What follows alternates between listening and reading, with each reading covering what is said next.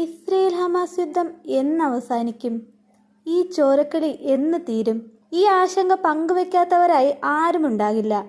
ഗാസയിൽ സമാധാനം പുനഃസ്ഥാപിക്കാൻ ലോകരാഷ്ട്രങ്ങളിൽ പലരും ശ്രമിച്ചെങ്കിലും പരാജയമായിരുന്നു ഫലം.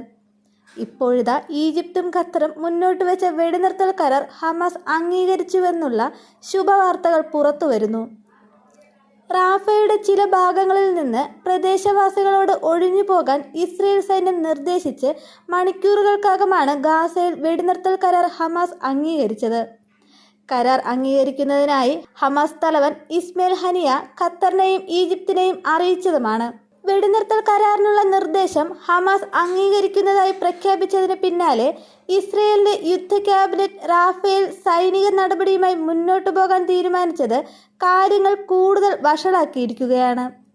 വിശദാംശങ്ങൾ ഒന്നും നൽകാതെ ഹമാസിനെതിരെ റാഫേൽ ആക്രമണം തുടരുമെന്നാണ് ഇസ്രയേൽ സൈന്യം പറഞ്ഞത്.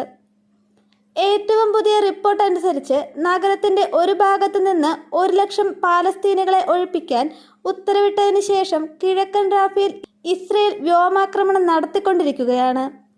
ആയിരക്കണക്കിന് ആളുകളാണ് ഇവിടെ നിന്ന് പലായനം ചെയ്യുന്നത്.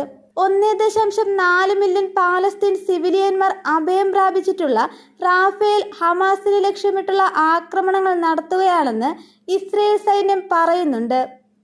റാഫേൽ ഇസ്രയേലി ആക്രമണത്തിൽ കുറഞ്ഞത് 5 പേരെങ്കിലും മരിച്ചതായാണ് ഒരു പ്രാദേശിക മാധ്യമം റിപ്പോർട്ട് ചെയ്തത്.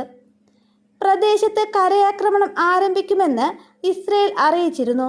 റാഫയുടെ കിഴക്കൻ പ്രാന്തപ്രദേശത്ത് ഇസ്രയേലി ടാങ്കുകൾ കണ്ടതായി റിപ്പോർട്ടുകളുണ്ട്.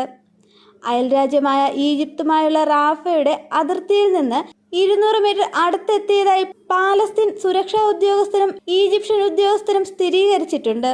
ഈജിപ്തിനും ഗാസയ്ക്കുമിടയിൽ ആവശ്യ സാധനങ്ങൾ എത്തിക്കുന്നതിനും യാത്ര ചെയ്യുന്നതിനുമുള്ള ഏക കവാടമായ റാഫ ക്രോസിംഗിന്റെ ഭാഗം ഇസ്രയേൽ സൈന്യം ഏറ്റെടുക്കാൻ പദ്ധതിയിട്ടതായി ആക്സിയോസ് വാർത്താ വെബ്സൈറ്റ് റിപ്പോർട്ട് ചെയ്തു.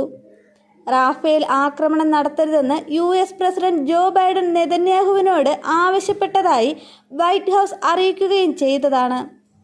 വെടിനിർത്തൽ നിർദ്ദേശം അംഗീകരിച്ചതായി ഹമാസ് പ്രഖ്യാപിക്കുന്നതിന് മുമ്പായിരുന്നു നേതാക്കളുടെ ആഹ്വാനം. ഹമാസുമായി വെടിനിർത്തൽ കരാറിൽ ഏർപ്പെടുന്നത് ഗാസയിൽ തടവിലാക്കപ്പെട്ട ഇസ്രയേലി ബന്ദികളുടെ ജീവൻ സംരക്ഷിക്കുന്നതിനായുള്ള ഏറ്റവും നല്ല മാർഗമാണെന്ന് താൻ ഇപ്പോഴും വിശ്വസിക്കുന്നതായി ബൈഡൻ നെതന്യാഹുവിനോട് പറഞ്ഞിരുന്നു. കഴിഞ്ഞ ദിവസം റാസ ക്രോസിംഗിന് സമീപം ഹമാസ് പ്രവർത്തകർ തെക്കൻ ഇസ്രയേലിലേക്ക് ബോംബാക്രമണം നടത്തിയിരുന്നു. ഇതിൽ 4 ഇസ്രയേൽ സൈനികരാണ് കൊല്ലപ്പെട്ടത്. ഇതിന്റെ ബാക്കിയെന്നോണമാണ് റാഫേൽ നടപടി തുടരുമെന്ന് ഇസ്രയേൽ പ്രധാനമന്ത്രി പറഞ്ഞത്.